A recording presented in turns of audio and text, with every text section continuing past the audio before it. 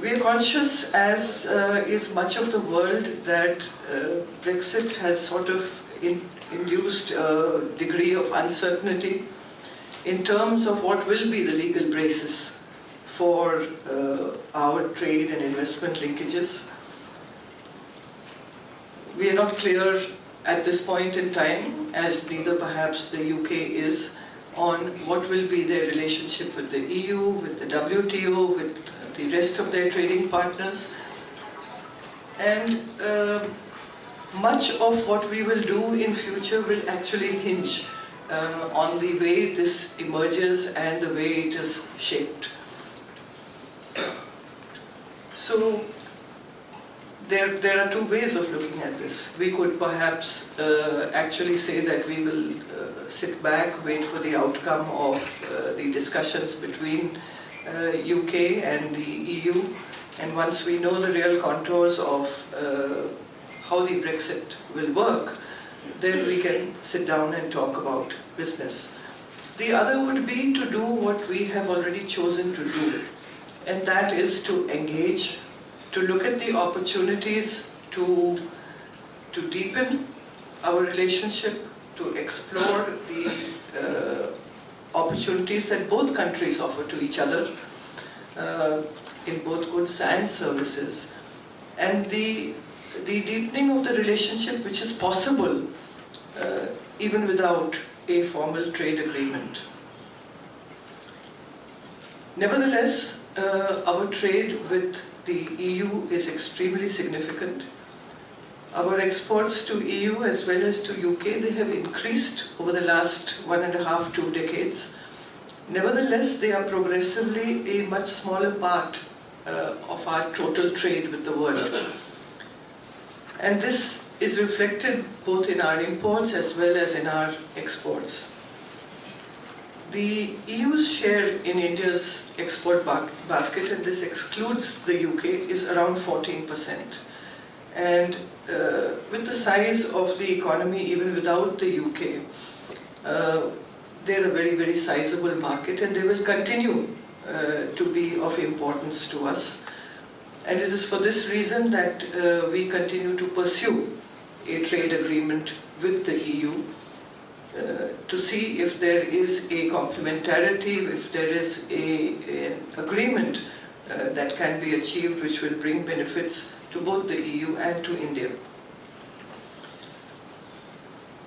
The UK has, however, within EU always been an important partner for us, and with a GDP of 3 trillion, it's a country that's important for us as a market.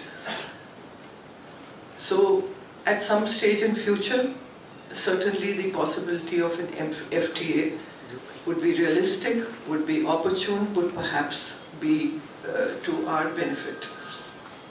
At this point of time, the issue really is to see what is it that constrains further development of our relationship, and since we are talking about an FTA here, what will be the issues which will crop up when we sit down to talk? With the EU, what have been the issues which have stalled us? They have been issues relating to even greater access to the automobile sector than what we offered through the negotiations, which was considerable. Greater access for alcoholic beverages and wines, and some of the demands of the EU on the financial services, as well as India's requirement of data security for its IT sector. Now, many of these issues are exactly the same for UK, and therefore it's not, we're going to be talking about very, very similar issues when we sit down to negotiate. But our hope and our optimism at this point of time is that the negotiators from UK would be more flexible and would be more constructive in recognizing that there is potential for benefit on both sides. And that while addressing the concerns and the market access requests of the UK, an equal level of consideration to India's concerns and India's requirement of market access is certainly warranted. But going by the kind of conversations we're hearing, going by the tone and tenor of the UK Prime Minister's meetings yesterday, we believe that it is not over-optimistic to say that what we are looking at is a very constructive, a more forthcoming approach on these issues. There are areas that India would look for, and I think it's necessary for us to start talking about those issues, and probably my colleagues in the afternoon will go further into detail of what we would hope to see. But if we look at, just to take one example, it's the health sector. Increasingly, India provides both on the goods side and on the services side win-win situations for its partner countries. For instance, the UK has a very, very robust, very strong national health service.